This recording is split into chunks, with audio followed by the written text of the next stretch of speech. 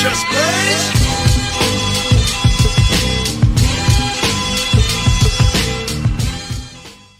Yeah, man. I mean, dude, without further ado, Mark Delbosque. Thanks for having me. Thanks for coming through. Again, I have no idea what I'm doing, but we're going to figure it out. Listen, I've never done anything like this, so Me neither, man. I was excited. Me neither. Yeah.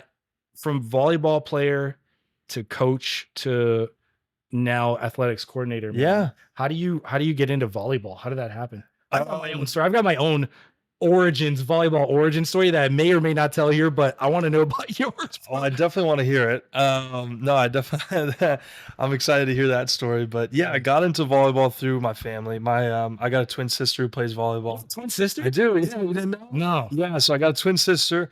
That's true. I mean, when we met, I was in college, or like roughly, and she went to go. Twin sister. I stayed at FAU. She went and played volleyball at Limestone University, which is in South Carolina. Sick. It's a D2 school there. And yeah, she went there, loved it. But yeah, I was just kind of following her around like to practices and stuff because my mom was dragging me and I had to kind of be there. And went to all of her middle school games and all that stuff. And going to Boca Christian, they started up a high school volleyball team for boys. I was in 7th or 8th grade, and the girl coach that was coaching the boys was also coaching my sister in the middle school. And she just, saw me kind of hanging around and saw that I was like, every once in a while I'd play on the side. And she's like, why don't you come out and try out? And I was like, yeah, sure. Absolutely. And yeah, just like joined it and loved it. And I mean, dude, I was an 8th grader playing with high schoolers. I was pretty good. So I was playing, I was starting. And it was like, and they were all hilarious. And I just loved being around them. They were good dudes. And so it was like, how could you not like love it and want to keep doing it? So that's kind of where it started. And then it got to playing travel volleyball. And then deciding to stay locally and go to FAU instead of try to go to, play in college. And then, coaching, that's kind of where coaching came from. My mom is a coach and my sister actually came back and coached, but we're now both coaching at a travel team in the volleyball world. They call it like a club team in the area. And I've been doing that for 5 years now, and it's tons of fun. It's even more rewarding than playing, which is crazy. Not as fun, I guess, but it's no, I don't even want to say it. It's fun in its own way, but it's definitely more rewarding. It's cool. Yeah, it's been great, dude. Volleyball is fun, man. I don't think there's a single human being on the planet unless they don't have a soul that'll say volleyball isn't fun. Mind you, for the people out there listening, we're talking about indoor volleyball, not outdoor volleyball, which to me is a completely different sport. It man. is completely different. I got into beach volleyball for a minute a couple of years ago. We're playing like once a week. And I try to get back in indoor to just go see what I could do. I kid you not, I couldn't even set up my steps to spike the ball. My feet didn't, like I wasn't in rhythm to play anymore. I was in rhythm to play beach, not indoor. So dude, indoor is a ton of fun though, man. I think it's great. It's one of the only sports, man, where like after a point you get hyped and you hype each other up. In the middle. I think it's fire, man. Dude, my intro to volleyball is kind of funny. I didn't even mean to play volleyball. I got into sports in 8th grade, man. And I was like, I love basketball. Everybody plays basketball. That's what I'm gonna do. And I tried out my 8th grade year. That's when I really got into sports. And I went to tryouts, didn't make the team.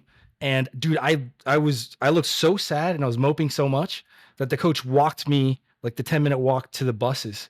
And he was like, all right, man, it's all good. You're going to get it. You're going to go to high school next year. This is what you need to work on. You got to shoot better. You got to pass better.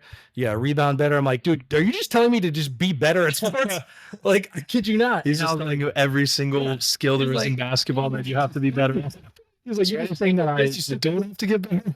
I was like, you're good at like, setting screens. I was like, all right, cool. I was like, all right, bet. Boxing kids out. I was like, take that. But yeah, so I was like, nah, I still want to play sports though, man. I wanted to, and this is why. This is a little bit of my origin story into sports. I remember being in class and then seeing the kids leave a little early with their jerseys on. Dude. And I'm like, I want to be that. I want to be cool just like that. That's fire. To leave a little early, fire. To everybody look at you, cool. And then also I saw how cool everybody else was on their teams, like how close they were. I was like, I want to be a part of that. Anyway, this is a bit long-winded, but it gets funny. So I go to volleyball tryouts, me and like maybe 10 or 12 other kids. and we all immediately make the team. We all made it. And I was like, all right, cool, let's do it. We're playing volleyball now. And I really got to get into it, and I had incredible coaching, and we got all the way to regional finals, which is as far as you can go in middle school, I think. And dude, I will never forget this. We played this team. They wore blue and white, and they had the entire team was like built around one kid. Okay. And this one kid was a freak. He must have gotten held back 3 or 4 times. He did. Yeah. Right. And you know this, and I don't know the term, but I'll get into it in a second. Every single time he's an outside hitter, every single time he went up to spike the ball, I kid you, like half the times he was throwing the ball. Okay. He wasn't hitting. Is that carrying? What do you call that? Yeah, that'd be a carry if he's really throwing it. I'm telling you, man. And I don't think the refs, you can see how hot my blood is boiling. No, straight. No, dude. He legit was like, he was going up and throwing the ball down. Yeah. Dude, that's not legal. That's not allowed. Yeah. Kid beat us. I mean, it's not a one team sport, but he beat us. That team beat us. By the way, it was an amazing defensive team. Everything we just cranked over. Like they were hitting. They're defensively an amazing team. And that kid was amazing too. And it was just get the ball up, and then what number was your number? It was just get it to that guy. I don't. They were just giving just that, like, he's down there somewhere. Let's get it to him. That's it, bro. Yeah. F it, throw it. Somewhere. And then.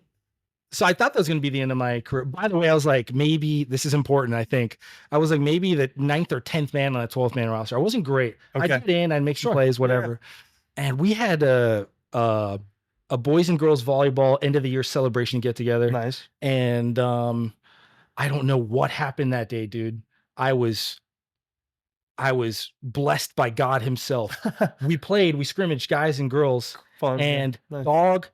When I tell you I dominated every single, and when I was crushing the ball, where I felt like the ball was hitting the ground and indenting the wood, dude. I felt in the zone. Yeah. Absolutely. And at the end of it, we're eating pizza and I'm chilling, and I got out of this robotic mode. And I was like, oh yeah, I forgot I am a human. I was hanging out with people. And dude, like something out of a movie, the coach was like, came up to me. It felt like everything went dark. And she goes, you have to promise me something.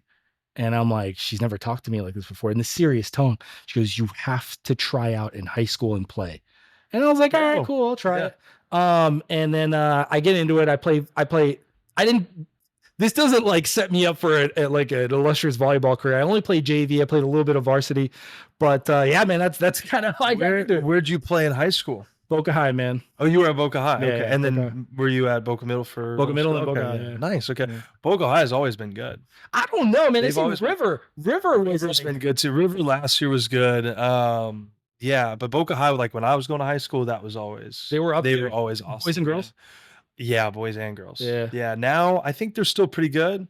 River's actually pretty good now, but dude, it's funny that you say like you got cut from the basketball team, because that's like a running joke in boys club volleyball. What? I'm not joking. Like I would be, I got lucky enough to kind of do some stuff with some like play and go to some camps and stuff, like some invitational camps and stuff with some really, really good players.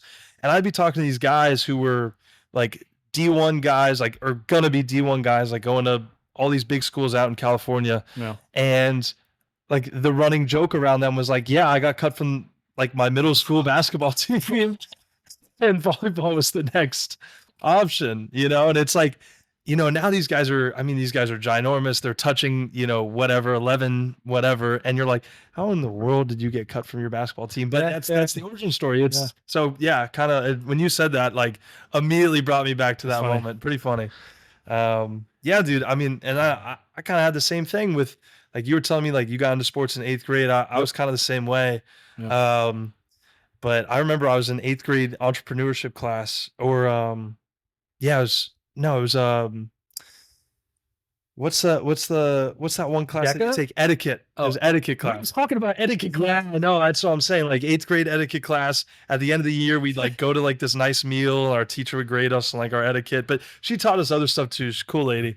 And I remember one of the days we had the class. It was like a once-a-week class, more of like an elective, to be honest with you. But like it was like a forced elective, so that's fine. Yeah, but we all took it. And one of the days she did this like career day thing where she would, she knew all these people that had different careers. So she brought somebody from Boca PD. She brought people from, like Boca Hospital, all these different careers and stuff, teachers, whatever. There was one guy who was an entrepreneurship guy, and you'd sit at somebody's table and then they talk to you for like 8 minutes, and then you'd pick a new table after, like, it was like speed dating almost, right? Yeah, kind of a little bit, right? And I get to this guy in entrepreneurship, and he's like, well, what are you guys interested in? And me and my friend are like, well, we like sports. He's like, you can't do sports. Why not? And I think I think the way that maybe we were talking to him, he was thinking you guys like play sports, which like me and my friend do. We're not playing sports for money. Yeah. We're not that good. So, now here I am actually doing something with sports. But yeah, I just remember that conversation in 8th grade, and that was like, no, I'm going to do something in sports. I'm going to figure it out and make it happen. And that's, I don't know. Now I'm here being an athletic coordinator at St. Andrews. It just comes full circle. Yeah. How'd you get into that, man? I was coaching. I coached their girls team last year, their varsity girls team at the school. Kind of got super lucky just to have that. That's kind of a longer story, but was at Boca Christian for a little bit, stopped being at Boca Christian, and got asked by my boss at the club that I work at if I want to be his assistant, and he's the man. So I was like, yeah, absolutely. Sick. So I jumped ship from Boca Christian to St. Andrews, which, some people have called me a traitor. I, got in trouble for that a little bit. But it was cool. Everybody's been really, really supportive and really cool. And so I coached there last year, and it was really just reaching out when the season ended. I think it was probably the spring after it ended. I just reached out to the athletic director and was like, hey, dude, I loved working here. I love what you guys are doing. Everybody was super welcoming, especially for me coming from a different school. I didn't think I was going to get that. Is there anything that you guys have open? Is there anything at all?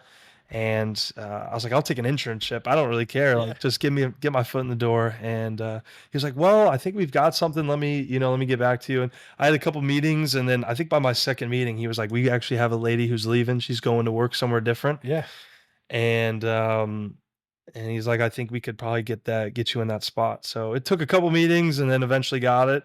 But yeah, just really lucky timing, and I say lucky is just, God was blessing it. It was just good timing, and yeah, super, super fortunate. So yeah, I've been there for 3 weeks now. Was the interview, first of all, congratulations. Thank you. It's a big deal. Yeah. Big deal.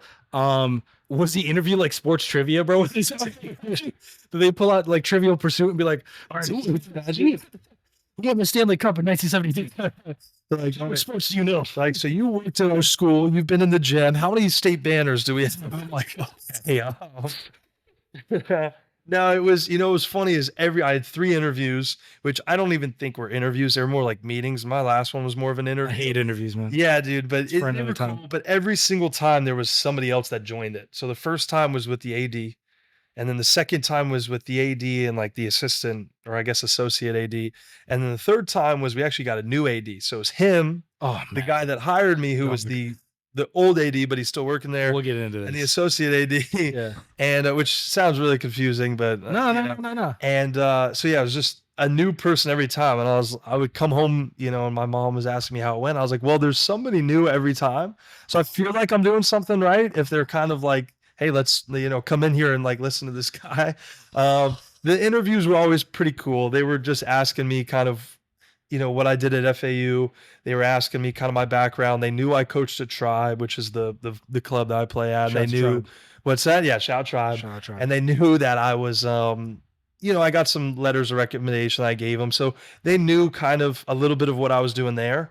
And yeah, it was really just, thankfully it was no sports trivia, because I've been in the office now, and I mean, they're all older than me. So like, their iconic players are kind of not really guys that I'm familiar with, unless they're like Larry Bird and Jordan and like the really iconic guys. Yeah. But they'll throw out names, and I'm like, I have no idea who this guy is. So I'm just trying to kind of like listen and see if there's anything that I can add to the conversation. If not, I just kind of keep listening. Yeah. So thankfully it was no sports trivia. But yeah, it was, I think as far as interviews go, because interviews, like you said, they're tough. I hate them, man. Yeah, they're not fun.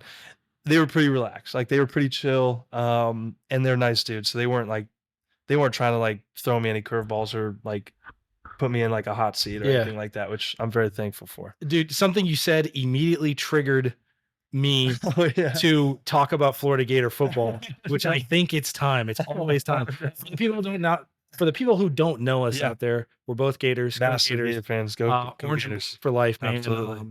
It's great to be a Florida Gator always. And good UF though. I didn't go there. Totally fine, man. Yeah, which I feel like is an okay thing. I've been watching them since I was like 4. It's more than an okay thing. I struggle with that, man. I'm like, for people out there, I actually am a Denver Bronco fan in the NFL, and I've been here my whole life. Really? I didn't know that. We'll get into that another day. Yeah. Like we'll get into. Actually, we'll get into it now. Real quick. I'm not going to be long-winded about it. You're good. And then we'll get into Florida Gator football, which I'm passionate about. We'll figure that out real soon. Even after yesterday, dude. So even after yesterday. Oh gosh. Yeah. So me and my family, we moved here from Brazil in 1997 or 98. Okay. It's like 5 or 6 years old.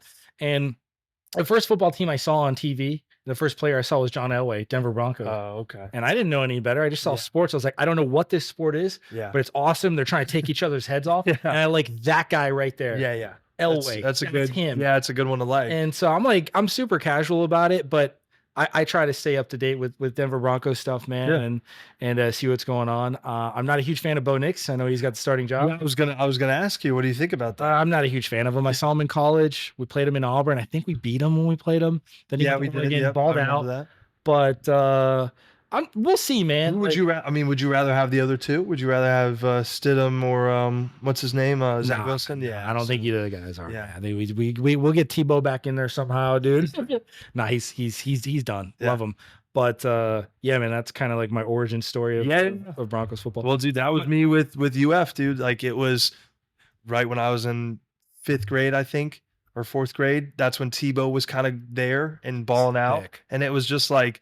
For me to be, I think I was like 9 or 10. It was like, I already liked Florida football. My dad went there. So he was kind of like, he would watch the games and I would kind of be there next to him.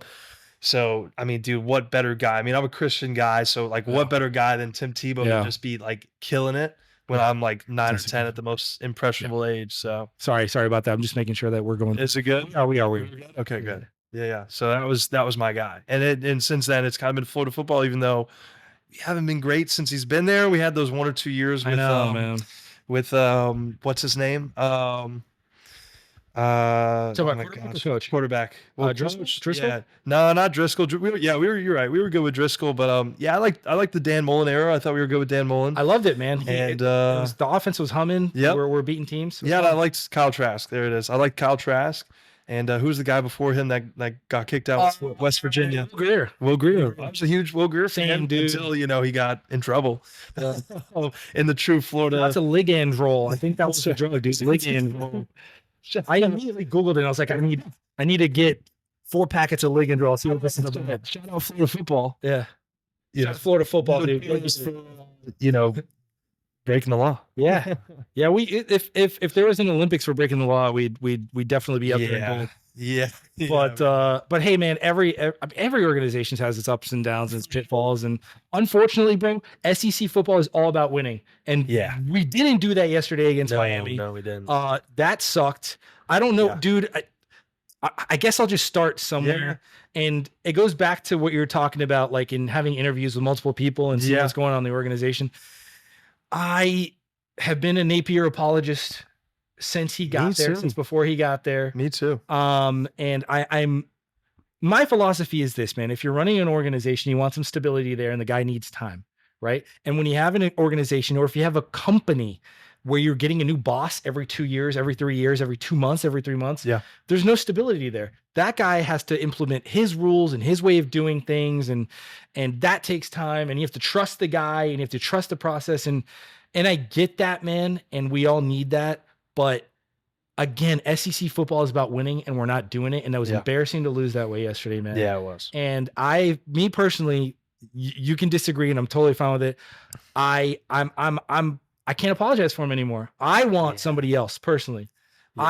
I've seen, this is my logical reasoning behind it. I'm not just being emotional about it. Yeah. I've seen coaches like, the LSU coach, I'm blanking on his name right now.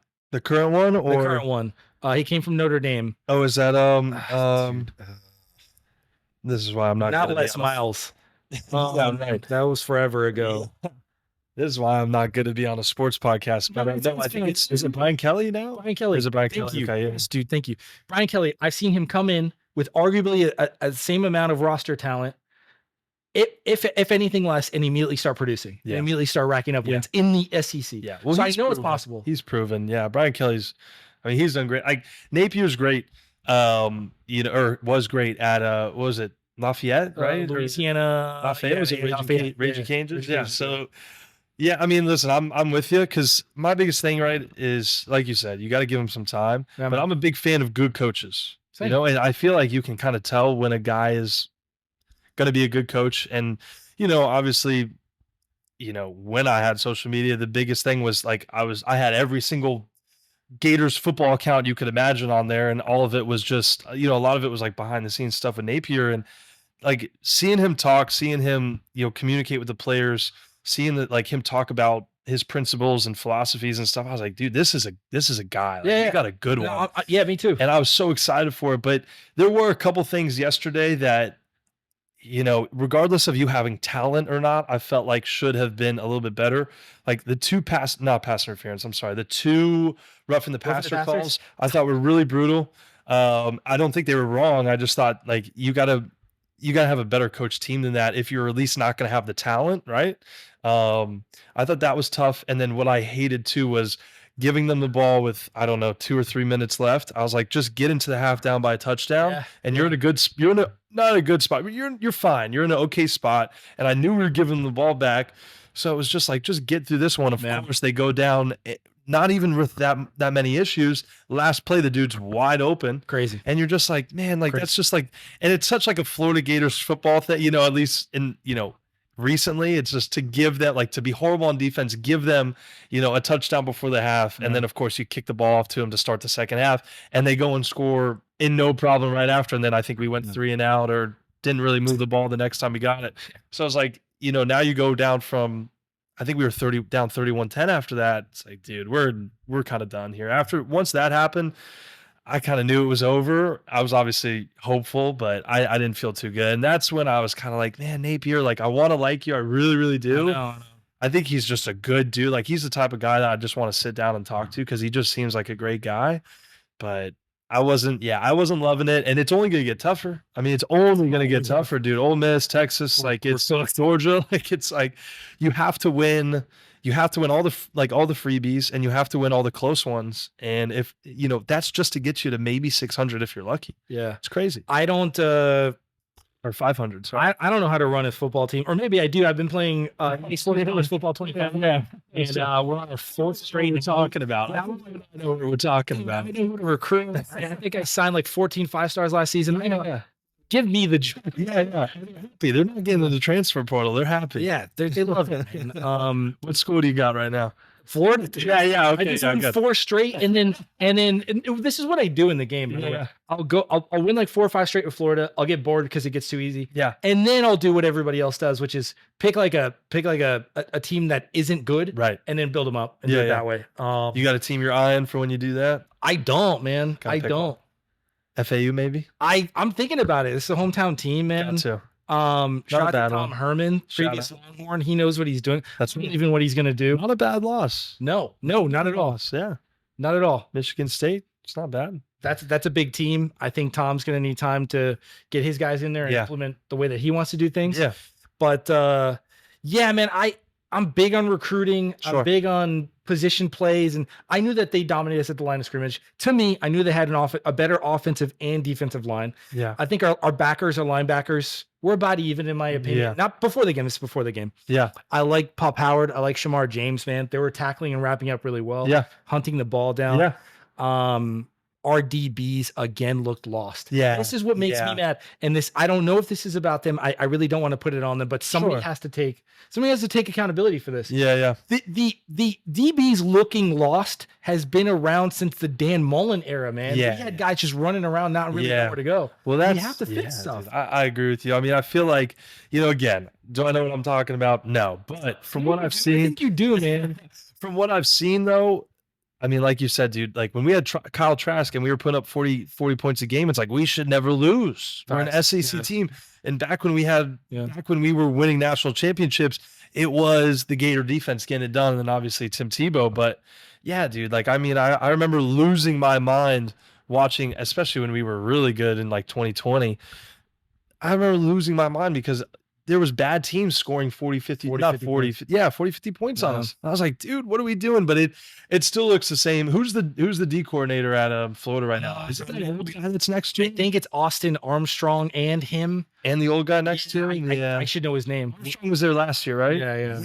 I don't know. And listen, and I was watching the game yesterday, and like, I do think it is just tough for these college guys to play defense. For sure. Because the game is just so, built right now to passing and just scoring a ton of points and having crazy yards. Even in the NFL, you're seeing it. I mean, you barely see single digit games or really low scoring games. You have to score. You didn't really see that, or you used to see really low scoring games all the time in the NFL, you know, a couple of years ago. Now you don't. Yeah. So with these college guys, I gotta imagine they're having a tough time stopping them, but just slow them down a little bit. But yeah, from what I saw, you know, it looked like they were kind of passing at will, and it looked like Cam Ward was kind of getting uncomfortable. Cam Ward, right? Yeah. It looked like he was getting pretty uncomfortable, and still was finding guys downfield, like while scrambling. So it's like, man, like to his credit, and all I kept hearing was this guy's name, Cam Ward. Yeah. Every time I looked it up. Yeah. I was like, let's find out. We found out. Yeah, he was good. He's the truth, man. He was good. He was making passes and slinging that thing out. Yeah. And he looked, dude, the last time I saw somebody that cool in the pocket, I think it was Joe Burrow. Yeah, dude. He looked too cool. I was going to say something. Like, he looked really comfortable. He's smoking cigarettes in the pocket. And I think it's the bed. Yeah, dude. And when I was watching the game, the guy I was watching it with was big Miami fan. So that was definitely tough to watch.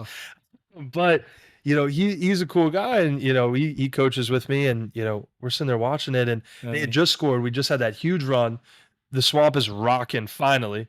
It's going crazy. And you're like, it's like 2-minute offense, and it's like, let's see how he responds. And he was, I mean, dude, the whole game, he looked like he wasn't like phased at all, which I was impressed with, because the Swamp, I think, is one of the hardest places to play at in the country. I agree, man. I think Death Valley. I mean, biased opinion, but yeah. But I mean, I feel like I've heard because I don't want to be biased. So I feel like I've heard a lot of people say that. I remember Gus Malzahn was saying it like in something like a year or two ago. Yeah. But I think a lot of people have a tough time playing it. I mean, it gets really loud.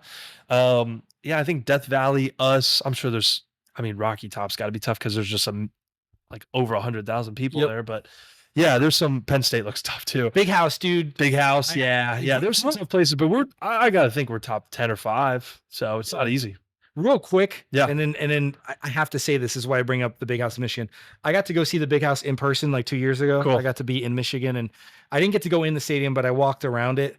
It was an incredible experience. Yeah. Like, if we want to talk about football meccas and football like places that just give you chills, the Big House was just incredible to look at, man.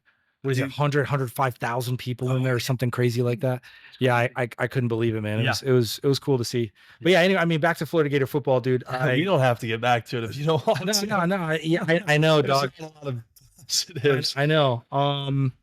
Well, we saw DJ, and I wanted to see him. Yeah. It sucks that I never want to wish an injury on a player, but unfortunately, Mertz went down, and we got to see DJ a little bit. So it's cool to see him kind of get out there and look. Listen, good. He looked poised, man. Yeah, if there's anybody that's going to save Florida Gators football, might as well be him.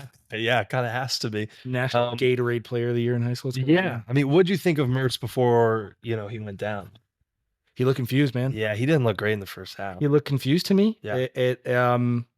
He didn't look confident in his throws. Yeah. To his what's it called? To defend him a little bit. Yeah. From what I saw, the receivers weren't getting a ton of separation, man. Okay. Like he was working with what he was looking at. Yeah. And again, real quick, I can't stop now. We have speed on this roster, dude. Okay. We've got guys like Aiden Mizell. Yeah. We've got Tank Hawkins. We've got Tawaski Abrams. Yeah. Guys that are like 4.3, 4.4, 4.2 speed. Ooh. They're burners. Yeah. They're young freshman, sophomore players. That's fine. We've got burners out there. Yeah. Sorry, I would be remiss not to bring up Eugene Wilson, dude. Lightning in a bottle. Yeah. I saw Napier's play calling, trying to force feed him to get him open. I was cool with that. Yeah. Dude, we've got to be better at crafting up plays to get that kid the ball. Yeah. Okay, real quick. Yeah. This is where I get real hyped on. Coaching philosophies, man. Yeah. Okay. I think there's two schools of coaching in general in all sports. Okay. And let me try to explain. Feel free to chime in whenever. Sure. First school is, this is the system. This is the way that we run things, and you're going to fit in here like a puzzle piece. Okay. The next system, or the next philosophy that I think a coach can have, is, let me take a look at the talent that I have. Yeah. Let me assess the player's strengths and weaknesses, and let me build a team around this. Yeah. So unfortunately, I really do think, man, from what I've seen in 2 years now, going on year 3, we're seeing a system coach saying, we're going to do things my way. Yeah. And if you're not, like, kick rocks. Yeah. And unfortunately, that's not how you win football games, man. Yeah. In my opinion. No, my opinion. I think you're right. And I mean, no, I have no experience with coaching football, but with coaching volleyball, I think you kind of have to conform a little bit to the players that you have. That you have. Yeah. Because it's different from year to year. I mean, I guess if you're coaching at the collegiate level, you might keep a class and it might kind of stay the same a little bit, right? But like, players are evolving, and that's been, I don't even want to, I'm like nervous to even go down this conversation because we start talking about Miami Dolphins football, dude. and that's when I'm really going to get hot. But my biggest thing is, like, if you're doing the same thing, at least as a coach, like, the game evolves, the game changes. It changes, yeah. Football, I think maybe more than any game, right? Yep. Volleyball does a little bit, but not as fast, at least from what I've seen and kind of the coaches that have been around it for a while, just talking to them. But football changes fast. Yeah. And I think you got to be able to change with the times. And if you're just kind of doing what you've done in the past because it works, I think you're going to get, stuck in you're going to get in a tough situation. It's trouble. And then I think that kind of goes into, like, you're going to fit into my scheme and do what I want to do because this works. And it's like, now you're going to have players that are kind of away from that stuff, but you got to let them go and be great. Like, if they're awesome, you got to go and let them be awesome instead of just kind of holding them back because it's what you're comfortable with as a coach. Yeah. Scary, dude. Florida Gator football. I have to be optimistic about it. I hope we make some changes. I've been reading the boards. I've been reading, like, the fan boards or whatever. Yeah. A lot of Chip Kelly talk, man. Or not Chip Kelly. I take that back. Sorry. What am I talking about? Lane Kiffin. A lot of Lane Kiffin. A lot of Lane Kiffin. Really? He'd leave Ole Miss? I don't think so. But the boards are all about Kiffin. They're all talking about Kiffin. Yeah. They're all saying, hey, throw the bank at him, back up the Brinks truck and get Kiffin in. Dude, I'm okay with it, man. I'm more than okay with it. I'd like it. I feel like it's a coach, more, man. Yeah, we do. And I think it's a more recruitable school than Ole Miss. I mean, it's Florida Gator football. Yeah. Having him at FAU, he left, unfortunately, my freshman year at FAU, but my freshman year, we were awesome. I think we went 10-2. I think we beat SMU to kind of be ranked at, like, it was a bowl game, but they were ranked, and I think we were, like, top. I think we were maybe 25 or kind of right around there. Lane Train, and we beat SMU bad. It was at home, so we kind of got lucky because it was the Boca Raton Bowl at FAU, and FAU was in it. Yeah. But yeah, dude, I think there's I think he's awesome, and I thought we were going to be great, and then he left, and we got Willie Taggart, who was horrible. That was unfortunate. But yeah, dude, I'd love that. I think that'd be great. Yeah. I love guys that are. I like the new style of offense, right? Like, I love the air raid offense, and he's an offense guy. So, like, I love my Dolphins because I love Mike McDaniel. Mike McDaniel is fun too. He's fun. He's awesome, and he's just an offensive guru, which I love. I love when we get coaches like that. You can just see them kind of just be like a mad scientist with the offense, which is fun to watch. So yeah. Real quickly, people don't know this. You're about to find out. We are in a fantasy football league together. Yeah, we are. Yeah. So that's kind of one of the reasons why we know each other. But fantasy wise, dude, I don't want to give up my secrets with this. No, you don't got it. There's a couple players on that team that I'm looking at. Of course. Yeah, of course. It's high flying. Yeah. He knows he's got speed and he knows how to use it, which again goes back to Florida football. Like, we have to find a way to use that. It never goes away. Yeah. Well, for those of you that can't, or that are watching, if you are, you can't see it. But honestly, dude, I think you need to get something, like, if you're going to keep doing the podcast, you need to get, like, a shelf or something right here just to have the trophy here. Are you giving it away, or no? You hold on to it until it goes to a new person. Well, I think my plan is to, as soon as we draft this Monday, I think I'm gonna give it up on Monday. Really? I don't know the rules. I don't know, because Dave won last year. Yeah. I don't know if he kept it throughout the season or not. I think you bring it, but I think you hand it off to the winner. So I think you get to hold on to it for a couple more months. I'll take it, man. Which like take it to the beach. Yeah, dude. That's yeah, dude. Nice picnic or something. Like treat or not. Treat or not.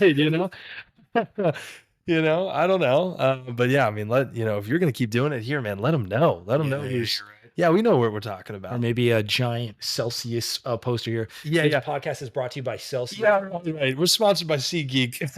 That's the next one. American Airlines. Gatorade. Yeah. What do I really like to use? Yeah, PlayStation. It's not sponsored by Florida Gator. Tide Pods. Don't eat them.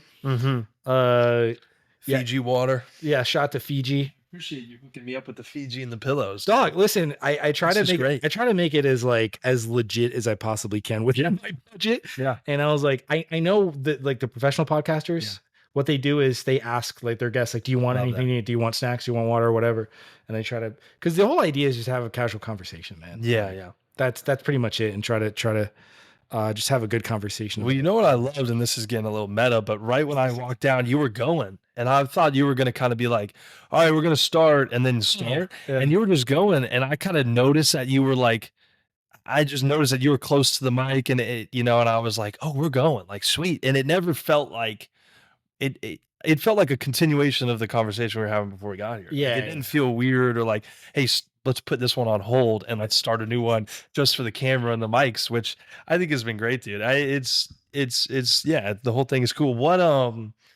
What podcasts have you kind of been like, who do you watch, or like where are you getting this information? Who's kind of like, what professional podcasts, I guess, are saying like, oh, this is kind of how we do it and this is the way to go about it? I mean, I think the gold standard is Joe Rogan, man. And I consume so much Joe Rogan. Do you really? Yeah. Yeah. Like a lot.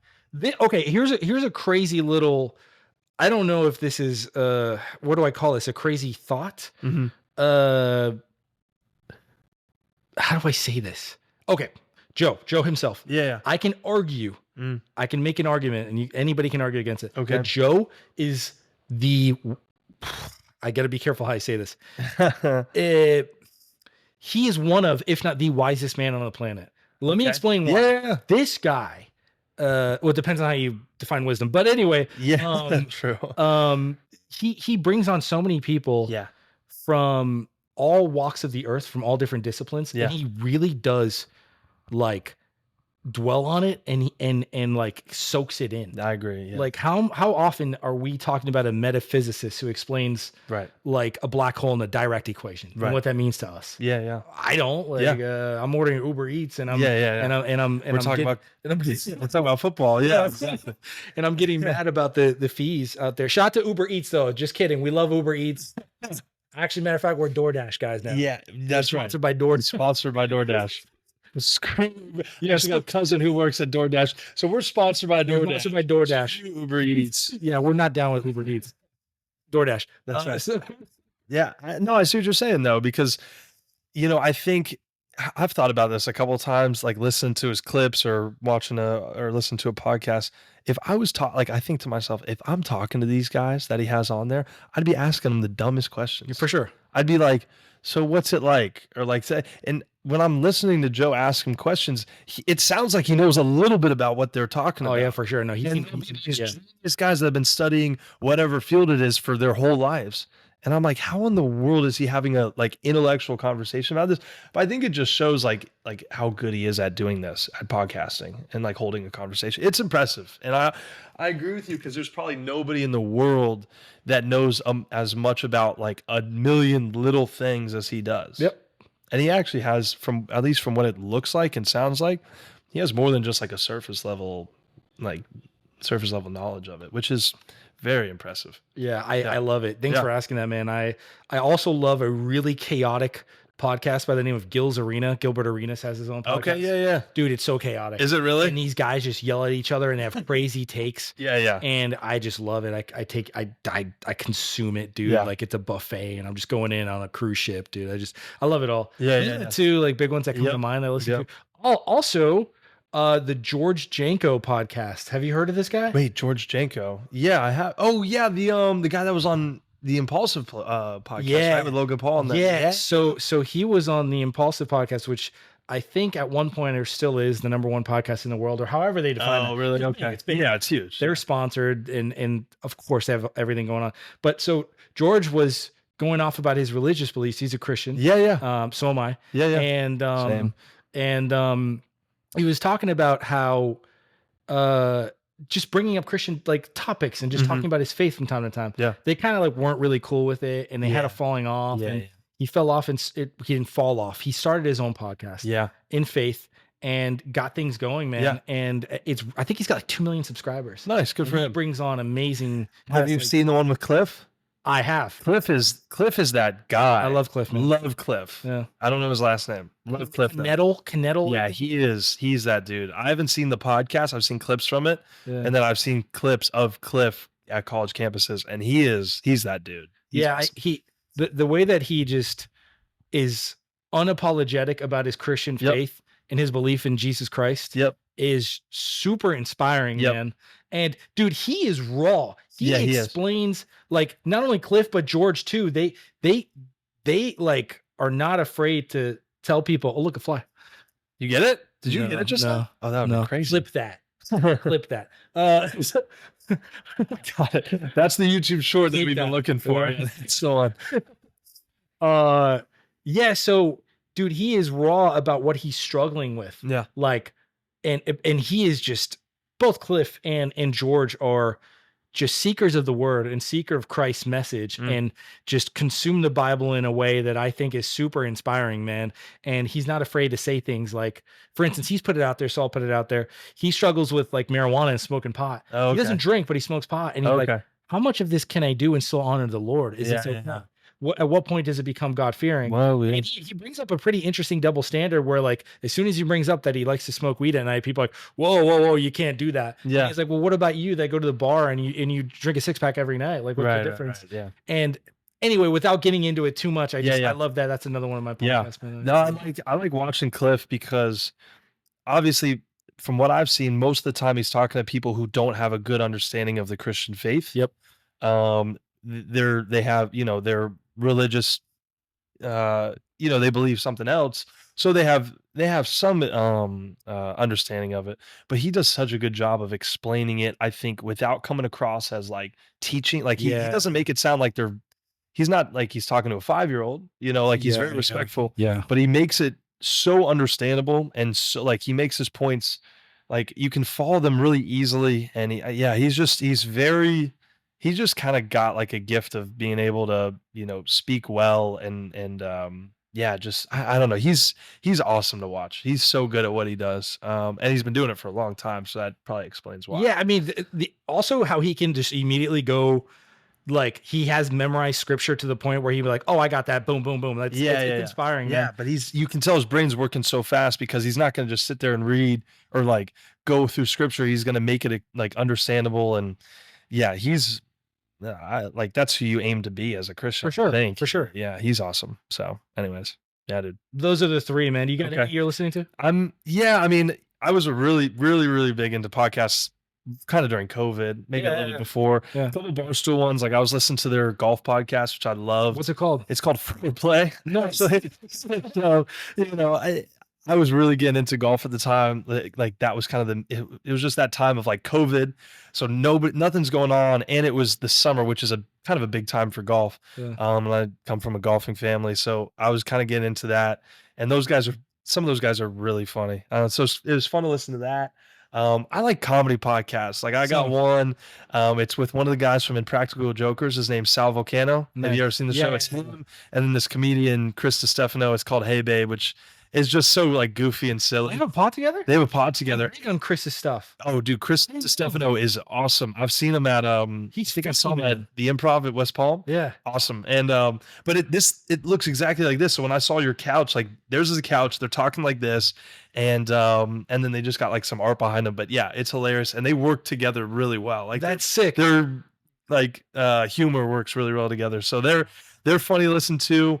And then those are the main two. I don't really listen to them a whole lot anymore than just seeing like random clips and stuff on YouTube Shorts of these two guys that it's more like interactive. I can't really, it's kind of like what I was telling you about with like, they'll be like, cut 4, keep 5, and it'll be like Italian foods, and they go through and they're like cross them off, and you can kind of see them on the YouTube short, and they're kind of funny. So I like listening to them, and they have good guests usually, so it's kind of fun to listen to them. Those are kind of the main 3. I'd say. Nice. Yeah.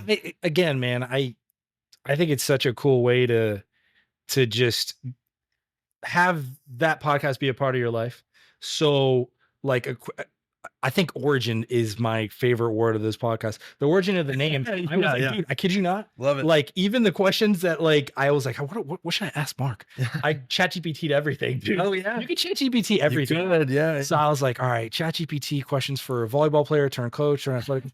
And then I was like, ChatGPT, give me names for like a cool podcast. And I was going through some things. What'd you get? I got Timeout. So Timeout's not bad. This is the Timeout.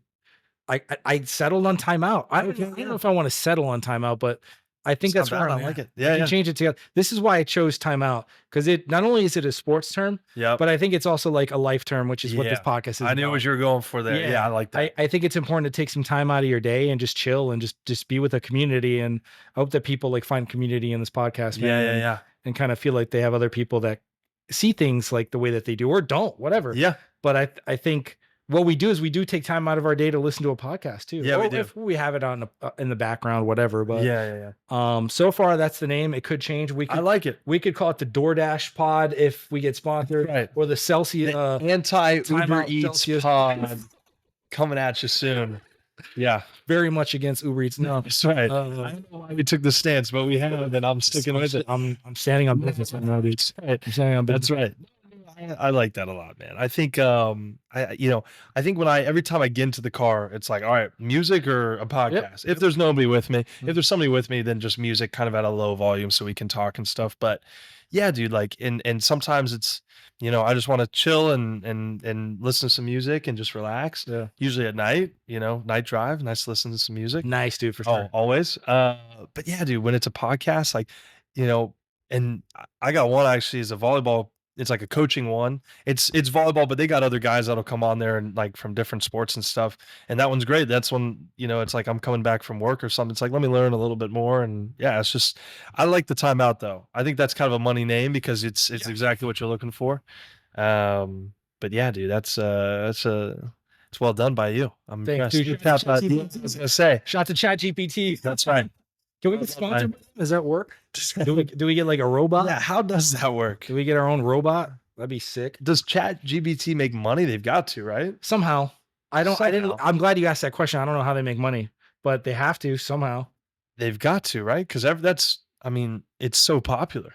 Yeah. There's got to be a way to monetize it. Is there ads on like because it's like a website, right? Yeah. Is there ads on it? Not that I've seen. Huh. Have you used it? No, never. I've seen people use it, and I've used my own like AI, but I don't think I've ever used like that. Like I'm always trying to find ways to be lazier. So like, I've been complimented on I kid you not, I've been complimented on my emails at work 2 times. Okay.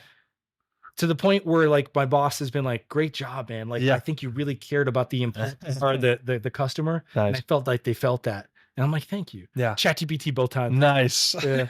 Dude, sending emails at work is scary. That's something new that I've learned. And it's a little intimidating.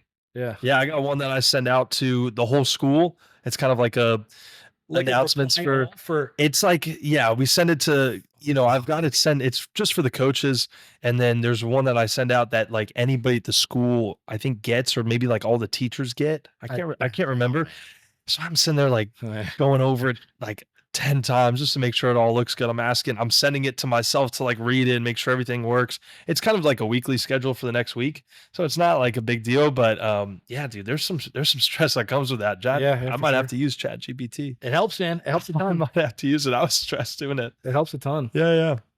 Yeah.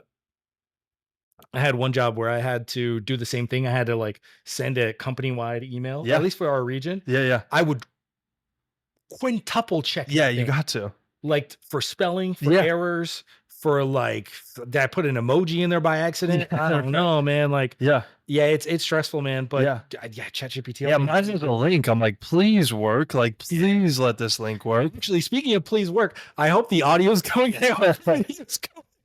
I think so. I see it blinking as I talk, that's okay. and I'm pretty sure the video's going as well. Is it going? Yeah, it's going when I talk as well. But we'll see, dude. First pod, you never know what could happen. Yeah, let me know. I'll come back Fly and do might it. pop up. I try to kill it. Don't come for us. Yeah, dude. I'll come back and it won't be the same thing. No, yeah. We'll talk about Florida Gator football again, I'm assuming. Oh, for sure. we could talk about anything. Here's what people don't know, man. Like when I put up the picture of the mics in our group chat. Yeah. I think people obviously assume that I was doing a pod because of the picture or because of the mics, right? Yeah. So you were the first person to be like, dude, you need guests? I'm like, absolutely. Yeah. Let's roll, bro. Dude, absolutely. Let's go. Dude, I won't say his name on here, but I got a guy for you for the next one. Oh, for sure. For whatever. I was telling him that I was doing it, and he was like, dude, if he wants another guest, I'm down. And I was like, yeah, I got you. Yeah, I'll let him know. So, sick. Yeah, that was actually earlier today at church. Are you at Boca Community?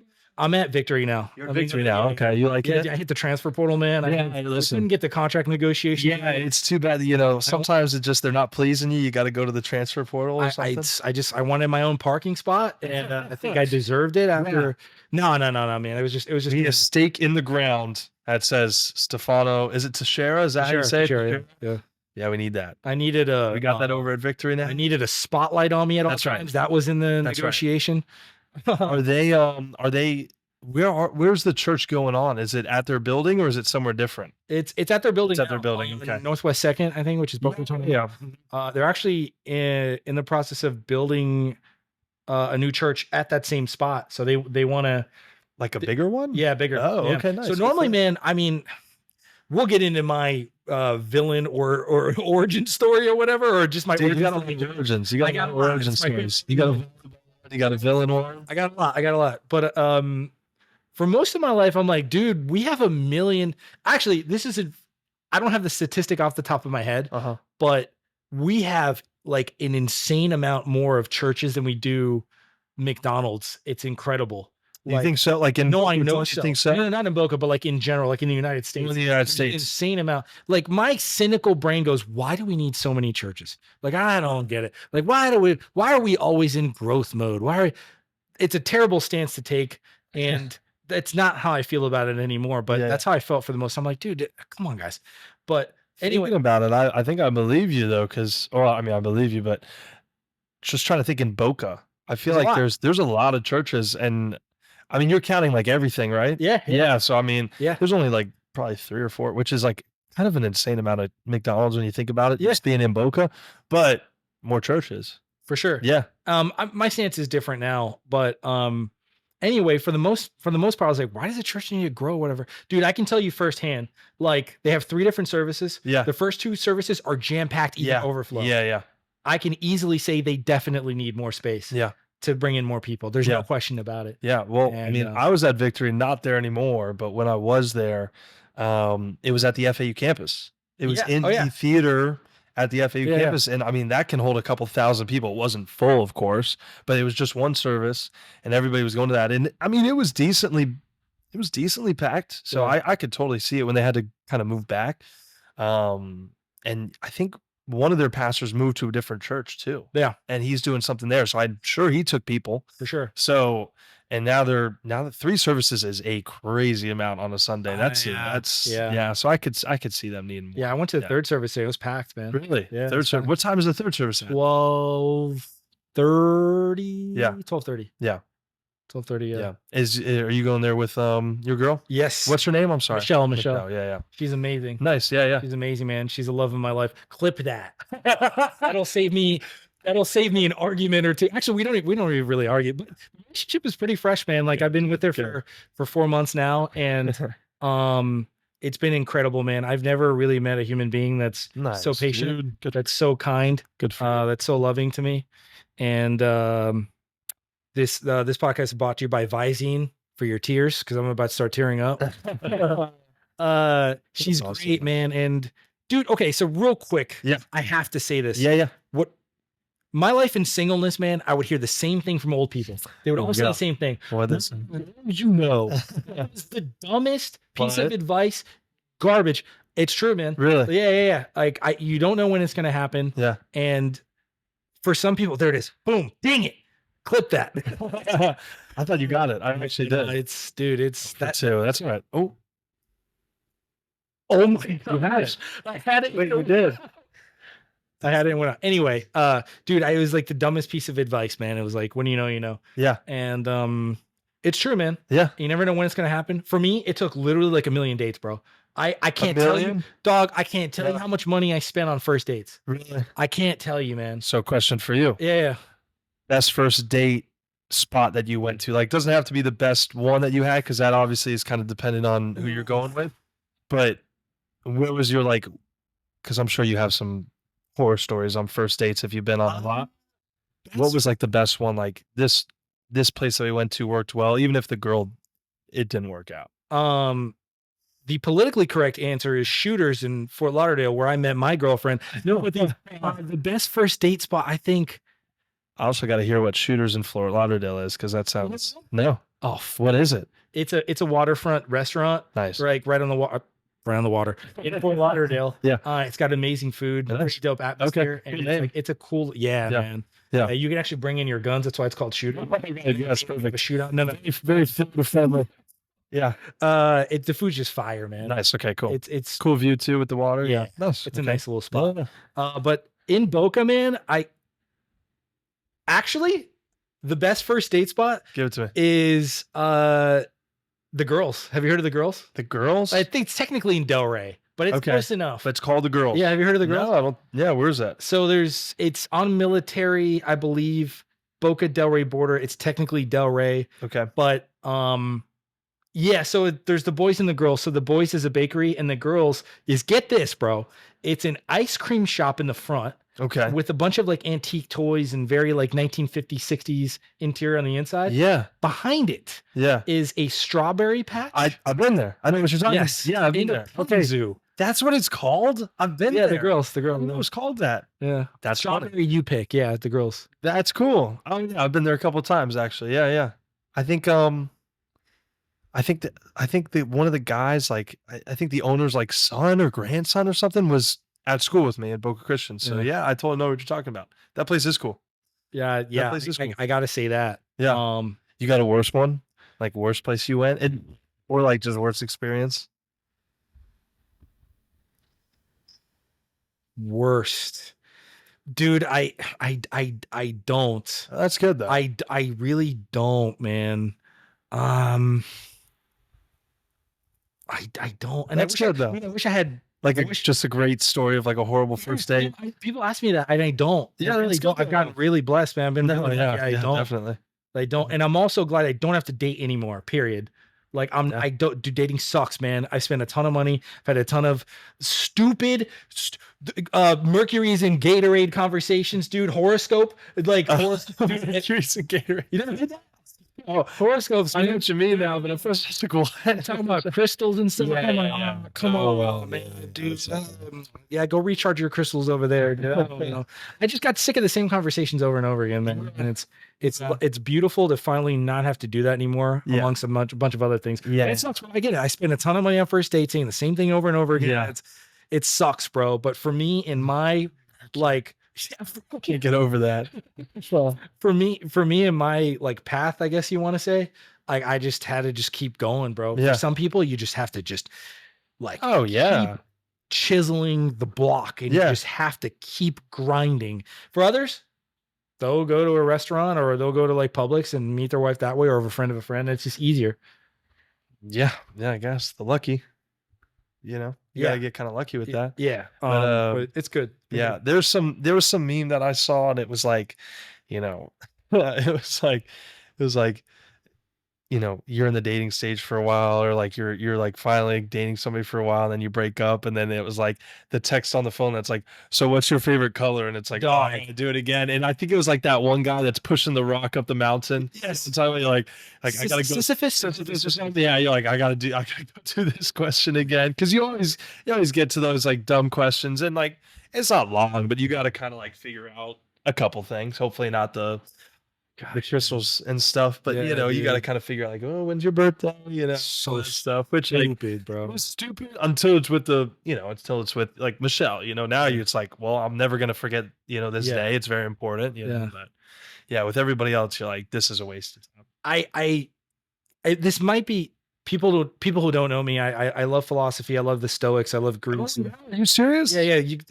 My bookshelf is here. I've got a bunch of like Stoics. Really? Yeah. Dude. Yeah. I just dude, that's like, we can go and talk. All right, cool. I'm excited to talk about this stuff. Oh, no doubt. I just got into like the Daily Stoic, like, and kind of learning about these guys probably like a year ago, roughly. Yeah. I got into it because, funny enough, coaching volleyball, we have whiteboards where we work, and we kind of have our big practice plan on this board. And the coach that I was with at St. Andrews, who's my boss, always had a cool quote, and I was like, dude, you always, And he's one of those guys that just has a gift with words. He's very, you know, he's very wise. He's a Christian dude. There's a lot of like things that I like about him and look up to him for.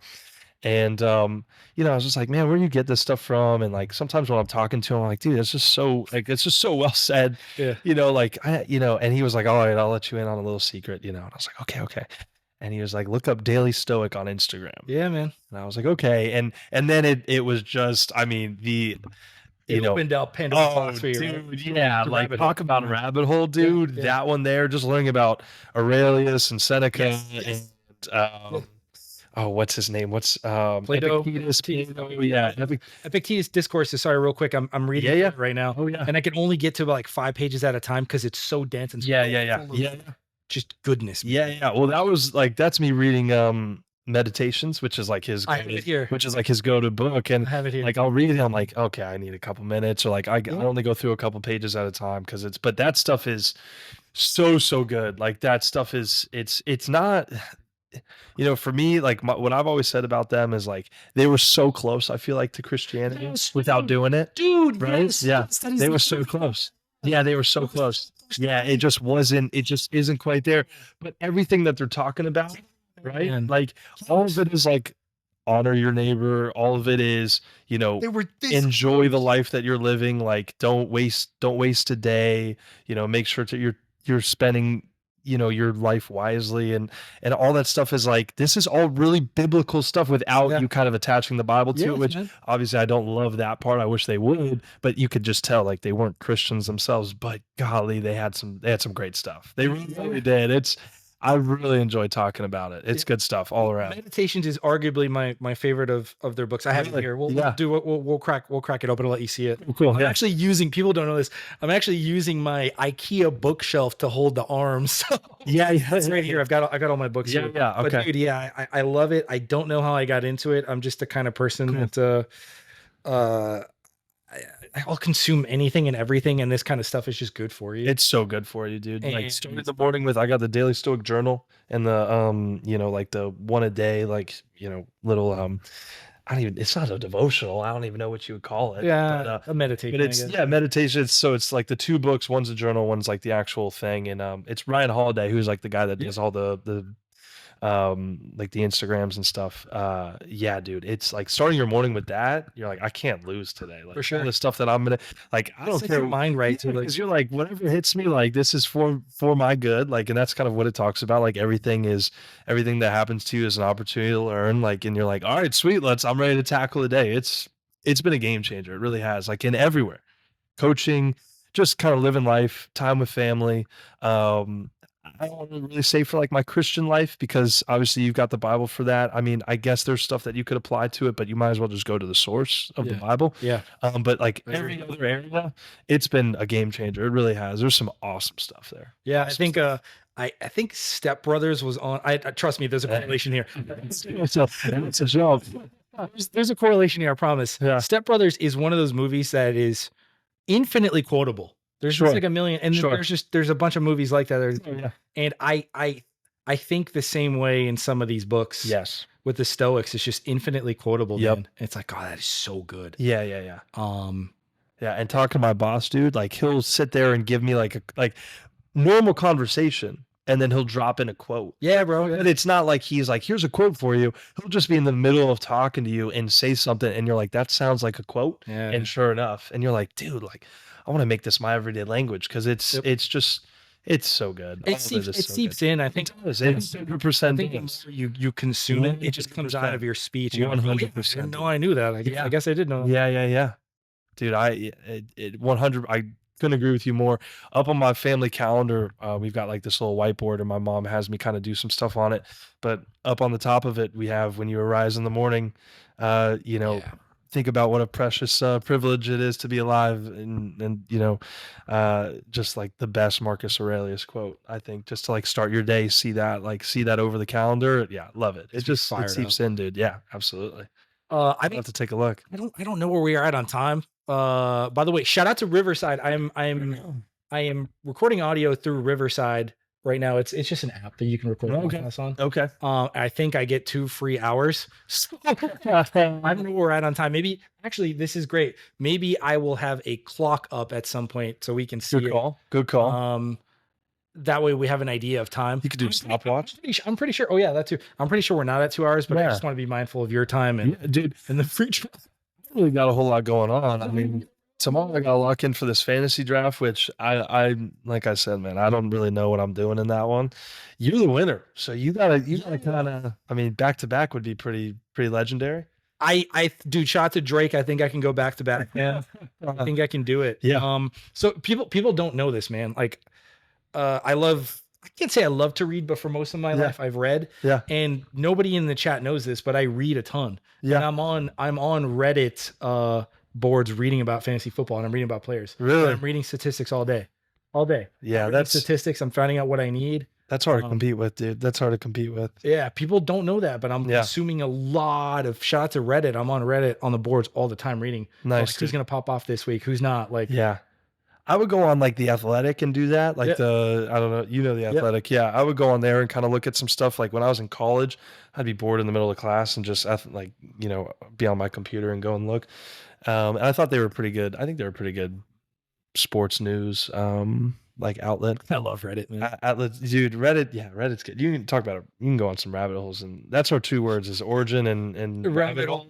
Dude, Reddit, it's a black hole, I think, really. But yeah, dude, I kind of just been going on like, it's so tough because I don't know what I'm gonna do, like, because there's strategies, of course. Yeah.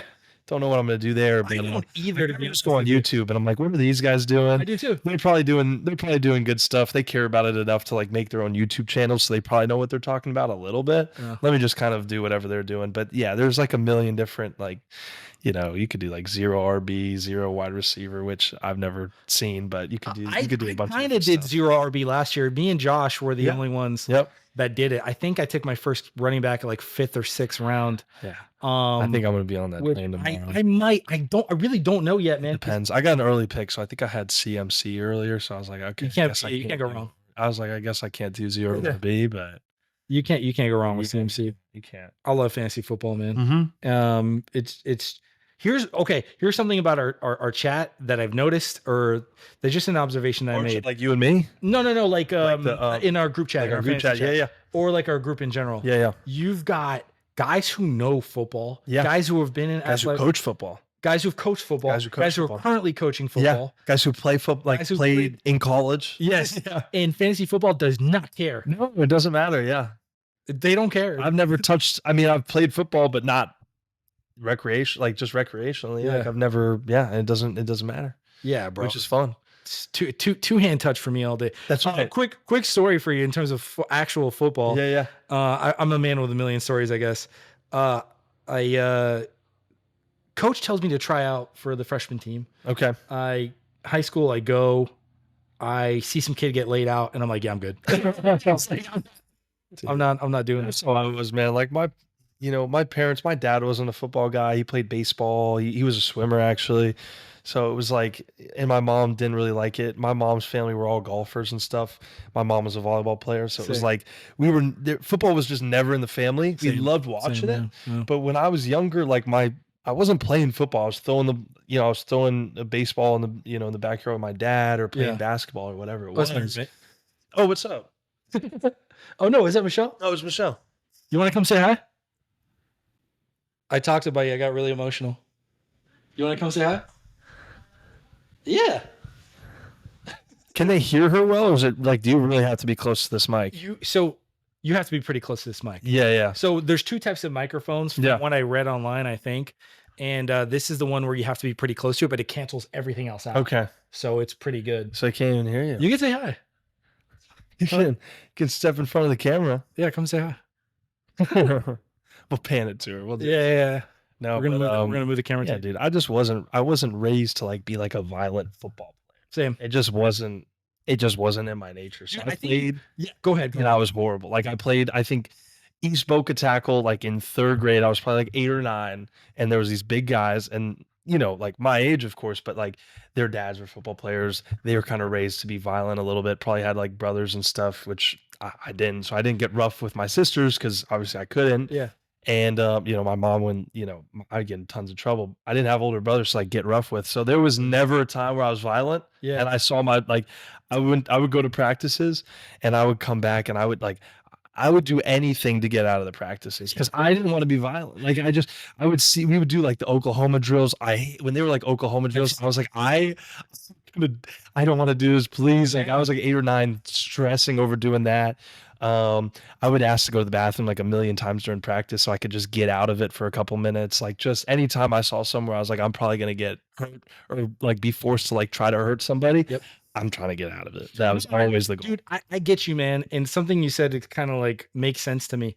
I think to play football, you have to have a switch where you can get violent. Yeah, you do. Like I don't, it's different between it's different. There's a different button to be competitive.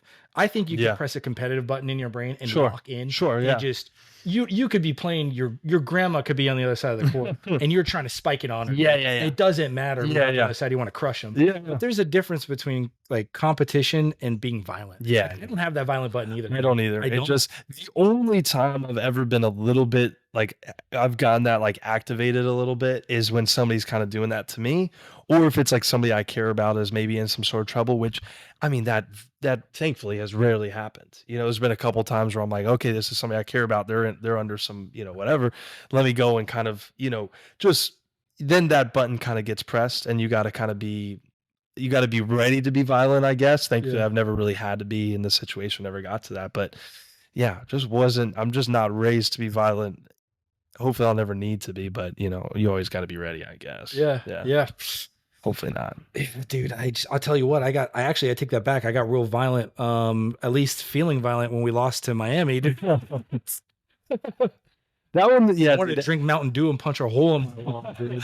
Dude, after a Florida loss, man, it's just thankfully not as bad because the expectations are lower. But it's always just you're just driving home from wherever you are. Just sad. You're just like, I'm not even gonna listen to music. I'm just gonna sit here and soak in it. If Miami loses, I'm really upset. The Dolphins, because that's my squad. Like that. More so, I've recently kind of been more into the NFL than college football. When I was in high school, middle school, I was a big college football guy, ate it up. But now I'm kind of leaning more. So I think fantasy kind of did that for me. Same. I think it kind of did it for me. The pros, man. It really did. And now like I care about more games, and I'm more interested. I know who more guys are, just for the sake of fantasy. Yeah. And then since the Dolphins, because they've been horrible pretty much my entire life. I think we've been to the playoffs 2 or 3 times since I've been alive. Now, like this past year, we were in the playoffs. Were we in the playoffs 2 years ago? I'm trying to remember. I think we were and lost to we lost to the Bills first round. And then last year we lost to the Chiefs first round. But at least a playoff team. So we're solid. So now I'm a little bit more interested in them. And, these past couple of years I've gotten more into them. And I'm a Tua believer a little bit, I guess. So, dude, shout out to Tua, man. Too much money. He wasn't at first, but he's pretty good. He's unbelievably accurate. He's a good quarterback. He's got the weapons. I mean, I like him. Yeah, I'd love for him to be a little bit more mobile because that's kind of where I think the game is. Are you sure about that, bro? Are you sure about no, right. That's a good call. He needs to just stay in the pocket and not do anything. But I do envy guys like the Mahomes and Jalen Hurts, Lamar Jackson, like those guys. And I think there's going to be a couple rookies that are going to be like that, like Caleb Williams, Daniels. I think those guys are going to be awesome. Williams guy, man. I think JT Daniels is going to be awesome too. And I think I like Penix. I know it was stupid to kind of take him where he got took, but I think he's going to be a good player. Yeah. You know, I think it didn't make any sense where you've got Kurt there. It didn't make any sense, but you know, that doesn't, I'm still kind of on the, you know, Penix train. I want to really make sure I'm pronouncing the X there well. But I think he's going to be a good player. That's going on that's another YouTube short there. But yeah, I think he's going to be really, really good. But I think that's where the game is. I think that's how the game is evolving a little bit, is you don't got those pocket passers as much anymore. Yeah. Unless like a guy like Tua, you just have to surround him with stupid weapons. Yeah. And they've done that. So, but like the second Tyreek Hill goes away, the second Waddle goes away, or those guys get hurt, the Dolphins are in a world of problems. Yeah, and you see that, we saw that last year because Waddle was always kind of hurt. And then Tyreek, like, he scares me every time he touches the ball because he's moving so fast. I'm worried something's going to go wrong. But he usually stays pretty healthy. I know he got 31 now. I know he's getting a little bit older. I think he said he doesn't want to stick around too much longer. I'm hoping he does. But yeah, I mean, if he goes away, you immediately have to give to another crazy weapon, because if not, you're in trouble. You're in trouble. So much trouble. Yeah. Anyways. That's a great explanation of everything, man. I don't follow the Dolphins too much. Yeah. But it's great to have them not suck so bad. It is really nice as a casual. Yeah, as a casual, it's good. It's good for self. And I think, this is a good question for you because of you being a Broncos fan. Yeah. Outside of the Broncos, would you say the Dolphins are the most fun team to watch? Maybe them and like the Chiefs. Yeah. Probably. I'm not gonna say no to that. I'm trying to think of other teams that are fun to watch. They've got to be up there. Yeah. Just watching Tyreek Hill, I think, is super fun. You know, and I'm making sure I'm not just being, it's because I'm a Dolphins fan, but I think they've got one of the more explosive, just fun to watch offenses in the league. I can't think of another team other than like watching Kansas City, just because you've got Mahomes doing, I mean, he threw a backwards pass the other day in a preseason game. He's crazy. Kelsey's crazy. You got Taylor Swift up in the box. Like they're fun to watch as well. Other than that, like, I mean, there's other great teams out there, right? But I don't know if anybody's as fun to watch as the Dolphins. And maybe that's just me being a fan. No.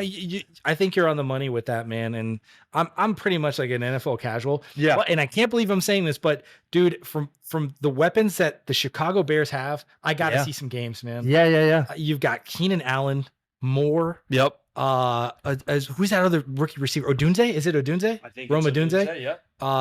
Cole Kmet. Yep. You've got DeAndre Swift. Yep. Right. They're building something over there, man. Yeah. And I think Houston's going to be another. Oh, sure. I think Houston's a problem too, dude. With Diggs over there. Like, I mean, think about it. They got Diggs, they have Nico Collins, and they got Tank. Is it Tank Dell? That's really, really scary. And I think CJ Stroud is the man. I think he's really, really good. You've got Dalton Schultz too. Do they have Dalton Schultz? I think. Correct me, chat. Am I cooked, chat? Am I wrong? Yeah. Joe Mixon, dude. He's not. You don't know the ball when he decides the game for you, but he's a weapon. Yeah, he'll do good things. Who else? Do they still have Damian Pierce? They do, man. Yeah, they do. And I think Go Gators. I think that was my. I have to look at the box. He was my first running back off the board, I think, and then Kamara was after that. But yeah, love Damian Pierce. Yeah, that was the good old days, dude. Florida was pretty good. He was a hard runner, man. I loved everything. Fast Pitts. We were pretty good. I miss those days. Me too. Maybe we could recreate them, but dude, what's next for Mark Delbosque, man? Yeah, dude. I mean, what's going on? It's getting used to the job, right? I mean, that's been the biggest thing right now, and the job is the most important thing, you know, outside of, you know, my faith. It's just you know, I'm spending a ton of time there. I'm trying to figure out everything. We just had a football game there, which was good. We beat Pope, which was nice. Let's go, sick. Always a good thing. Let's go. But it was like the first home one, so I kind of figured out the setup process, because that's most of my job is like game day operations. So setting up the event, right? Making sure everything during the event's going smoothly. Anybody that's there, like the referees, we have to, make sure they're signing stuff so they can get paid, and making sure they're having a good time and give them a place to go during halftime. You're doing it? I'm doing most of it. I mean, That's I tough, have a bro. lot of help, of course, That's and they're tough, bro. teaching me all that stuff. But eventually, and football's our biggest one, so everybody kind of sticks around. But when we're doing volleyball, it'll kind of just be me and like one other person in my office. So we'll set up volleyball, we'll set up the court, making it look nice. We'll set up the bleachers and all that stuff. And then we'll pay the refs, or we'll get it so that the refs are like, in line to be paid.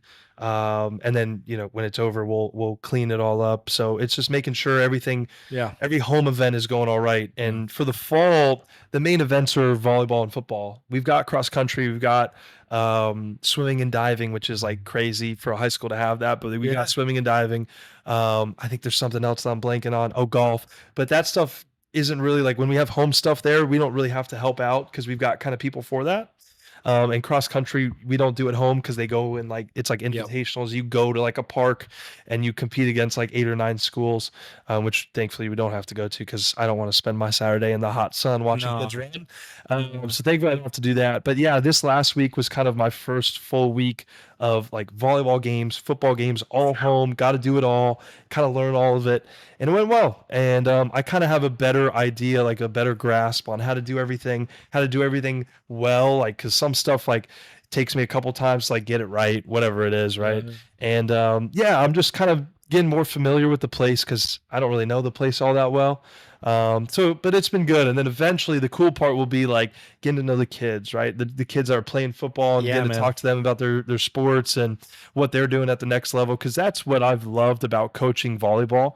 When I first started coaching volleyball, it was just dealing with the kids that I was seeing day to day, which was just one team. It's 12 kids, or I think my first year I was coaching 2 teams. So 2 teams of 12, but everybody else, I was like, oh, it's just another kid, but I'm not coaching them. I don't got to deal with them, which is, in our industry is kind of the wrong way to look at it, because all those kids are kind of coming to you, trying to get better, trying to learn, and you can help out and you can make an impact. So it's been like working over at the, at the volleyball club has just been really cool, seeing these kids go from 13s to 18s, and now you're kind of seeing them getting ready to go, playing college, or some of those kids are already playing in college and taking that next step. And you get to know them a little bit in that process, and you just they come back, or they see you at the practice. You're not even coaching them anymore, but they want to say hi, and you kind of get to know them, and that's just a fun thing, man. And it's like it's really rewarding, and it's just really fun. And I'm excited to kind of be able to do that at the school, and just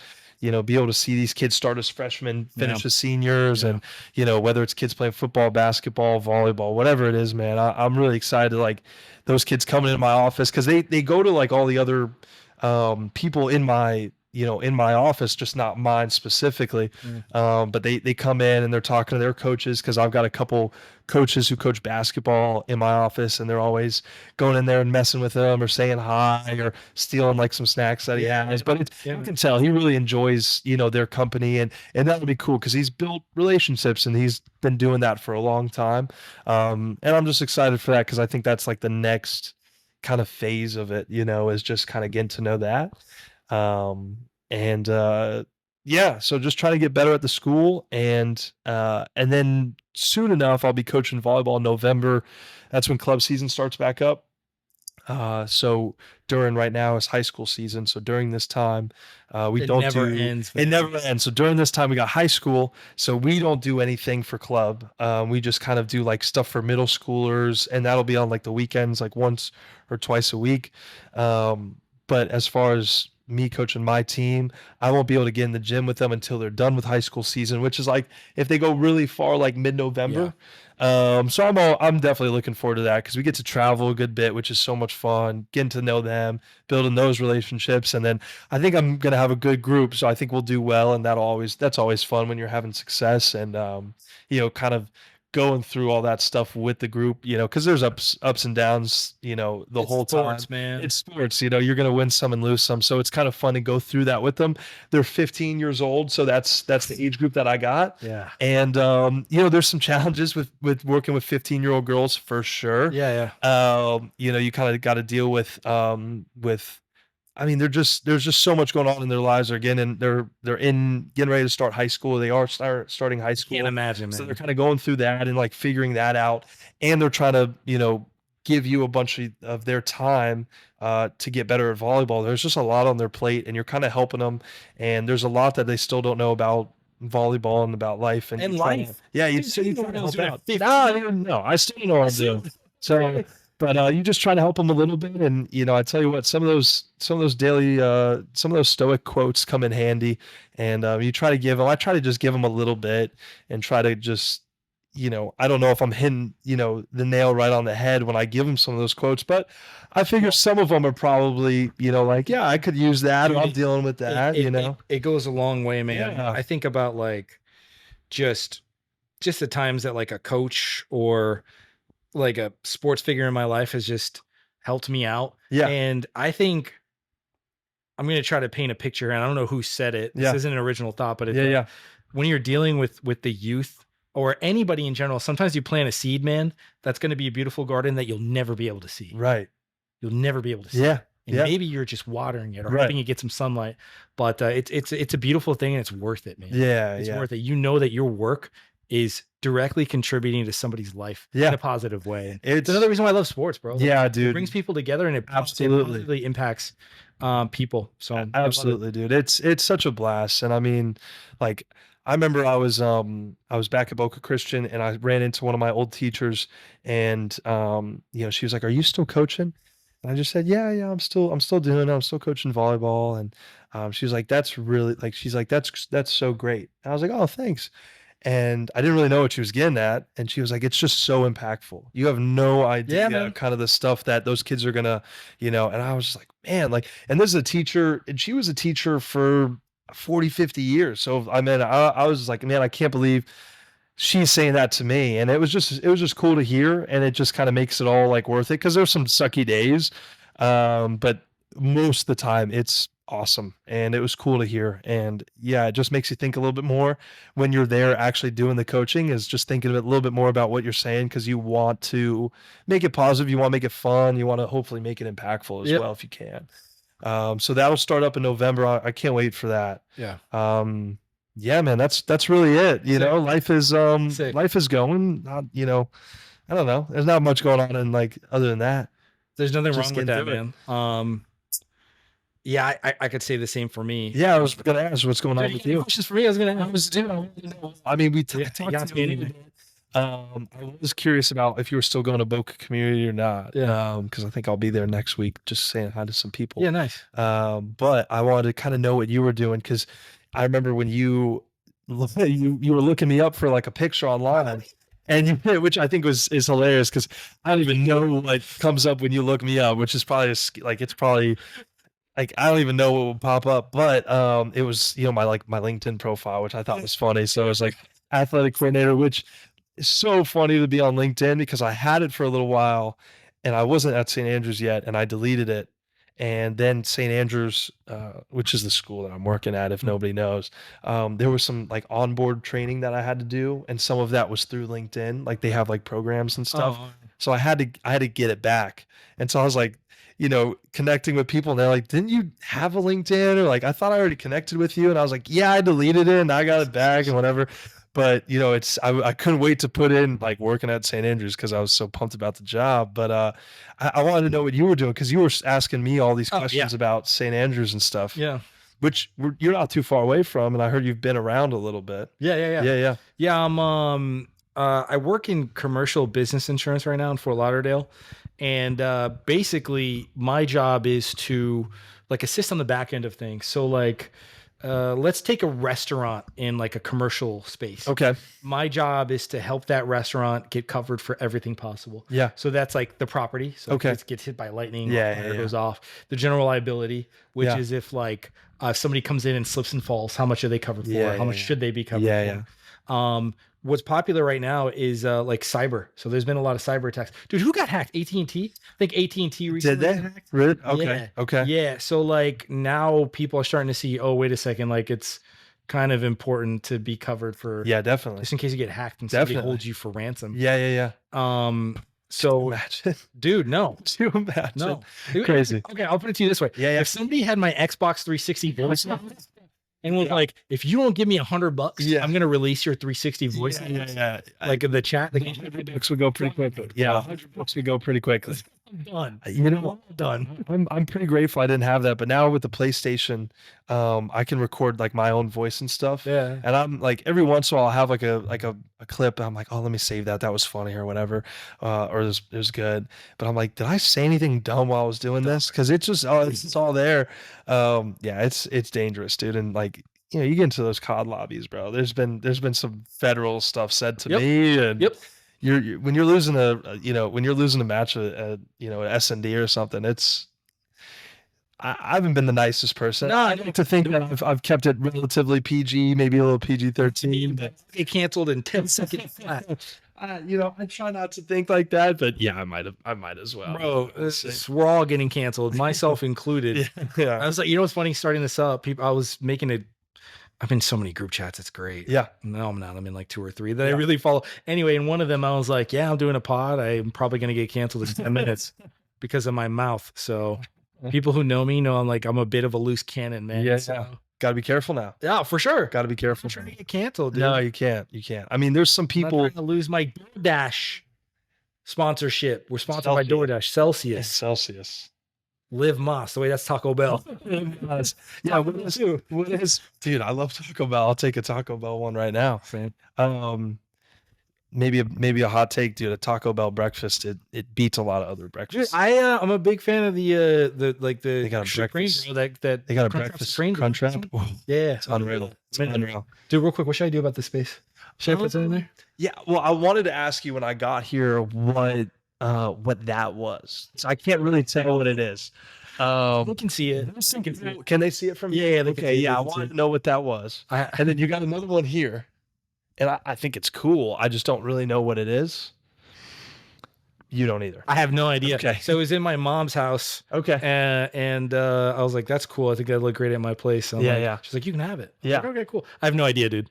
Nice. It's signed by somebody, whoever made it. It's signed? Yeah. Yeah, it's signed by somebody, whoever made it, but I haven't Googled the name yet. I have no idea what it is or who it is. So, and then what is that on the opposite wall that they can't really see? Yeah, that's a painting by Claude Monet. He's a French, I guess classical painter. Are you into art? Because it kind of sounds like you are. Dude, I wasn't for most of my life, and now I am kind of. Yeah. So I like Claude because he paints nature or landscapes in a way that just makes you realize just how much we don't appreciate, man. Like sometimes I'll be walking around and I'll be taking a walk at the park or something. I'm really not appreciating beauty, dude. Yeah. And like he makes you stop and stare at things in a way that's like, that's just a painting and that's beautiful. Like, I really should appreciate nature. So this one is called the Garden at Vethiel. Cool. I think I'm pronouncing that correctly. Somebody will correct me. And it's just the back of his garden. He painted the back of his garden where he was living at some point. Cool. I thought it was sick. I actually found it at a garage sale. So I was like, yeah. Really? It was like $5 or $10. You know, there probably is pretty good art at garage sales around. A lot, man. You know, like if you're looking for like some wall art, I saw it. I'm sure one of the millions of people watching or listening could probably millions upon millions. Yeah, you know. I don't know, dude. I mean, for me, man, I'm not a big art guy. I try to appreciate it a little bit. I just don't get it. Yeah, I just don't get it. Yeah, no. Yeah, which does anybody get it? No. Okay. So I'm glad you brought this up because I wasn't. First of all, I wasn't an art guy or a musical guy for most of my life. I'm this is not even. Yeah, it's not lame. What am I going to do with this? Yeah. So I don't really know the answer as to like how I got to appreciate it, but from what I understand is. I'm going to butcher the idea of what art is, but sometimes I will look at something or I will kind of consume something and it makes me think or it makes me feel something. I like that. And that's just what it also, I think I kind of force fed myself into it. Like I just went to a couple museums. I was like, let me see what this is about, bro. Yeah. And there's so many different types of art. You just don't know what yours is. You just kind of just have to throw yourself. I've never thought about it like that. Like this just isn't really my type of art. There's also like bananas stuck on a wall and like toilets. Yeah. It's like that's art. Yeah, that stuff's kind of silly. That stuff's kind of silly. But I do like I'm looking at through the mirror right now. I'm looking at your one that you got in the middle of like kind of in the middle. Marshalls, dude. Shout out to Marshalls. Yeah. Really, Marshalls? That's funny. But yeah, like I haven't really thought about like, oh, how does this make me feel? But I like it. It looks nice. You know, I don't know. For me, like if you were in my room right now, I've got some stuff on the walls, but it's not like art. I do have one thing that I really, really love. I'm a big fan of like New York City, which I don't know if that makes any sense. Just like the atmosphere of it, like landscapes and like the landscape of it. Yeah, I'm a huge which is yeah. So I've been one time. I'd love to go a couple more times. I went once to just visit my friend who was working there. I think it's just so different, which I love. It's so different than Boca, right? It's just so cool. So I've got a piece right when you walk a piece. I sound very I'm in there. But I've got a piece or a painting or whatever. And it's got like the Empire State Building, it's got like a taxi, it's got like some buildings, but it's not painted. I don't know exactly how I would say it. It's kind of messy looking almost. Like you can make out what it is. It's a little blurry, a little messy. And it looks like New York City on a rainy day, but there's some bright parts of it which I really, really like. But I'm kind of obsessed with like New York City, like just the stuff. So that's what I would go for. But that's not your theme when I'm like looking around this place. No, but that's fine. But that's kind of the point. That's kind of my thing, which I love. Like I'm such a huge fan of like the skyscrapers and the architecture there, and just like what it looks like when it's at night, what it looks like in the middle of the day, what it looks like when it's raining. I just think the whole place is so cool. I've kind of wanted to like move there secretly, but I probably never will because I don't have money. Or at least any money for that. And I don't know anybody who lives there, so I'd kind of just be all alone. I got my whole, my family and my friends and my life here, but I think it'd be a cool place to live for like a year. Oh, for sure. And just try it out. And if I love it, okay, I'll maybe stay. If I hate it, then okay, it's 1 year. I got to try something different. Like, I don't know. Yeah, there's something appealing about being able to grab a slice of pizza wherever you want and to like have a neighborhood rat that you high five on the way. Like give like a pepperoni slice. New York, man. Give like a pepperoni slice too. Give it, give the rat something. I've actually, and shout out to Ninja Turtles Underground. I've actually been to New York a million times. Never been to the city. Never been to the city. What? Like a million times. I've been to New York like 3 times. Why'd you go to New York? What was there? 2 weddings, I remember. Oh, okay. And one was like a friend had family out there, and his dad like even paid for the flight for me to hang out with my friend. So nice. We stayed in Long Island. So which some people would argue that's not really New York. So really, but again, I've never been to the city. Yeah, I mean, again, I don't really know too much about it. I've never been to the city. Yeah, I was in Manhattan. I was in kind of like I was where everything was, which was great. I got to see New York. Like that. I got to see New York. I tell you what, dude, it's a good story. I went and visited my friend. It was with Hayden Sangre. Shout out to Hayden. It was me and Hayden, and we went up and we visited my friend Lewis, who was studying law at Cornell, which is close by. It's about 3 or 4 hours away, and it was over the summer, so he was doing an internship in the city. And we went there to go visit him, and we had like a day to kind of do everything, which there's so much to do. I mean, he was telling us you could go to the Met Gala, talk about art. You go to the Met Gala. You're an artist, dude. That's right. I'm an artist. He's like, you can go to the Met Gala for an entire day. Mark Del Picasso, dude. That's right. That's what they call me. Instead of Delbosque, it's just Del Picasso. And so we didn't get to see everything, but we did so much. And we finished, and we woke up it was Saturday morning. We woke up at, I think 7:30 or 8, immediately got up and just started walking, and we took the subway. He knew his way around the city really well. Shout out Lewis. He was the best tour guide ever. Cool. So good about getting us to where we needed to be quickly. Never like we went up through the city. Like we didn't like go to something we wanted to go to and then come back. We did everything in an area and progressed our way. That's how you do it, man. It was great. That's how you do it. It was amazing, dude. Like we could have paid him so much money because he did such a good job. But we finished at like midnight or 1. We get back to his place, and I check my phone, and I don't have an Apple Watch or anything, but I'm like, I want to see how many steps I walked, because I could not feel my legs. And what I hear, done you know, like I'd walked around for like, you walk around like Disney or something. That's a lot of walking. And I was like, my legs have never hurt more like from walking than they do right now. So I was like, let me see. So I look, it was 44,000 steps. It's 44,000. Like we were thinking 20,000 because I've done like 25 or 20,000, not a lot, but I've done it before. And it was 44,000. We did the math. I don't know how accurate it was. Sick. It was like 21 or 22 miles of just like walking around. And we were taking the subway and stuff every once in a while. But it was, just walking a marathon. And I'm telling you though, we did everything. We did everything that was worth to do.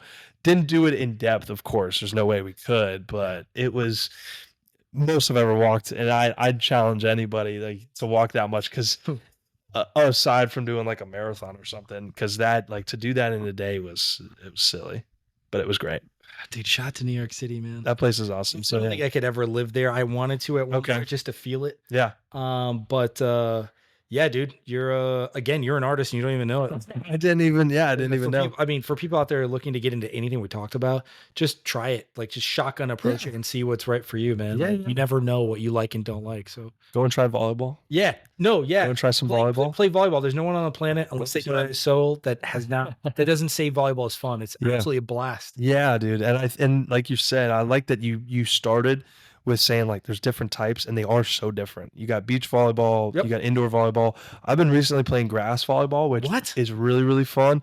I've seen that videos. It's really, really cool. You've got to get your own net that you can like put stakes into the ground, which sounds like a lot of work. It takes 10 minutes if you have somebody kind of doing it with you, maybe even 5 minutes. But you've got like this little bag and it all like is collapsible into this bag. It's great. And yeah, we kind of just found parks that just had open patches and you just kind of look to find like a nice patch that, isn't like super like, bumpy or like weeded up. Like, it's nice and clean and kind of level. And yeah, like 3-on-3, 4-on-4, you could do 5-on-5, but 2-on-2 to 4-on-4 is kind of the range I would say, because the court's not massive, so you don't want too many people doing it. But yeah, do you throw a speaker on, you get some like some, some drinks, some water, like maybe, I wouldn't say alcohol, but like some, just it's a nice summer day. It's like enjoy it. Yeah. It's really fun and it's chill. And it's kind of, I like it because it's a good mix of beach and indoor. Indoor is really tough to do if you're not associated with some sort of like league or something, because it's just hard to find courts. Like you got to go court time. Yeah, it's hard to get court time. You have to pay for it usually. Like it's hard to go. Like what I know, people, I don't really do it, but what I know most people do is go to like a high school or middle school and they're like, hey, can we use your court for an hour? Which can get kind of pricey from what I've heard. That's wild that's what you have to do to get court time though. I think so. Yeah, it's because there's not really a lot of places that have just like courts up. Yeah, or if there are places, it's like they're multi-purpose, so they might be doing basketball or indoor pickleball. It's just kind of different. But this is, I mean, it's like $100 to buy the net, and if you're going to use it a ton, I would say well worth it. Are there any companies or whatever that you could buy a kit from? I don't know, but website. If they were, I would say we're sponsored by them. Yeah, that would be lit. Whoever is running, or if you want to give us a free net, because I've been looking to get one for a little while. Grass volleyball. Yeah, it's great because it's like sand, but sand can get so hot it can get really just tiring. And if you're not looking to like sweat your, especially in Florida, like if you're not trying to sweat your butt off, grass is a good mix, and you can kind of hit the ground and stuff like. It depends on how hard you want to go, right? Like sometimes if it's an important point, you might hit the ground. Sometimes you want to stand up, but in indoor, you're in the floor, which, doesn't feel great. But in sand, it feels fine. Grass is kind of a good middle ground of it doesn't hurt too bad. Yeah. It feels fine. And you're still pretty mobile because you're not like getting stuck in the sand. I love it. I've really enjoyed it. It's been a good time. Sick. Yeah, grass volleyball. Get it, man. Nowadays I'm playing tennis once or twice a week. Tennis. I didn't know you were a tennis guy. Got into it like 2 years ago. Okay. Like COVID-ish time. Okay. And it's the most frustrating, most beautiful sport I've played in a while. Oh, okay. So, dude, like golf is kind of the same way. I've been trying to get into golf for 3 years. It's not happened yet. Listen, pick one. I mean, tennis, because golf is very frustrating. It's very beautiful, but it's very frustrating. I would say pick one. You don't want two sports where you're just losing your mind. Pissed off all the time. Yeah. It's definitely. How's tennis been? Been great, man. Yeah. It's. My dad asked me the other day. He's like, dude, so like, when are you going to be good at it? I looked at him dead in the face and I said, never. Yeah. Like never. What? Yeah. It's not going to happen, but I enjoy it. It's great. It's fun. And I never understood why players smash their rackets, but after you play, you understand. Mm-hmm. I'm sure it's the same with like golf. Like you shank a ball. And I've hit this ball a million times. Why did I shank this? It's this kind of, if you think you're calm and if you think you have a pretty chill demeanor, play golf or tennis and then get back to me, man. Definitely. Get back to me. Definitely. And I've definitely had some. I tell people this, like, get 2 rackets, one to smash and one to play with. I haven't smashed a racket yet. Yeah. I have hit it on the ground a couple times. Okay. Not enough to cause any damage. Thank God. Yeah. They're expensive, by the way. A good racket is I believe it. Same with golf clubs. You can't be. I've taken it and hit it into like the grass or something, never like thrown it. I know people who've like thrown it, and you see clips obviously of people like tossing it into water and stuff because they're just so pissed. Happy Gilmore, bro. Yeah, right, exactly. But yeah, golf is that sport, man, where this is wrong. Yeah. And it's one of those sports where the second you make a mistake, you just wish you could have it back. Like that's it. You hit a shot and the moment you hit it, it sucks. And you're like, I just want that back so bad. Like, please let me get a redo. And but it's good. It's self-accountability. Like you can't get mad at anybody. There's nothing to blame except for yourself. Just, hitting a bad shot or making a bad decision. That's all you can do. Like it's a good sport. It's a good sport for that reason. Nice. Yeah. Nice. Well, dude, I think thanks for taking your time to coming over here. Like, dude, absolutely. One thing I want to do is like respect people's like time, and I really appreciate just you being willing to be like, dude, let's go, let's fire it up, let's get the pod going. Oh, dude, I mean, I'm hoping that the audio and the videos is right now. If not, we'll do it again. Yeah. Don't understand, like pods essentially it's a conversation, it's a recorded conversation, and dude, I appreciate you coming through, man. Dude, and coming on the pod. Absolutely. I mean, when I saw you put in the chat, our group chat about doing it. Yeah. And I was like, oh, that's cool. Like I've always thought about like jumping on one, it'd be fun. And then I saw you had like all this stuff going on, and I was like, oh, he's serious about it. Because some people are always like, some people all talk and whatever. And I was like, oh, he's really got it going. Like I saw all the equipment, and I was like, yeah, let me reach out and see if you need a guest. I'd love to be a recurring guest if you need, like, for sure. I do somebody for the week. But it's just, I mean, one, I love talking to you, but yeah, it's just like, it's therapeutic, dude. And you hooked me up with some nice water, some pillows. Fiji water. It's nice and relaxed. Like I said, I needed a pillow to kind of hold on to while I'm sitting here, and it's been nothing but fun. Hopefully I can come in another week where Florida's actually playing well, and we can talk positives. That may be a long time. We're gonna have to wait till we're playing like FAMU or so. I don't know who we play. ATT Tech DeVry. Yeah, exactly. Next week. Yeah, so maybe on one of those games where we're playing our cupcake for the season. Middle school for the blind. Yeah. We may beat them. Yeah, the Helen Keller Academy or whatever it is. Maybe if you got to cut that, I don't know. No, okay, we'll keep it cut. And hopefully I can come back in when we're playing, somebody easy, so there can be some positives. But yeah, I've enjoyed it. No, for sure. I've had so much fun. I hope I haven't. I think there's been twice where I've clicked this mute button, but I kind of figured it out to not touch it. I've been fiddling with this, so hopefully I just like to kind of hold something, but hopefully it's all good. Hopefully I didn't screw anything up. So if anything, I'm expecting for this, like the first, if anything, 100 episodes, if I make it, to be as screwed up as possible. So yeah, you don't really, it's very rare that you pick something up and you're immediately good at it. Yeah.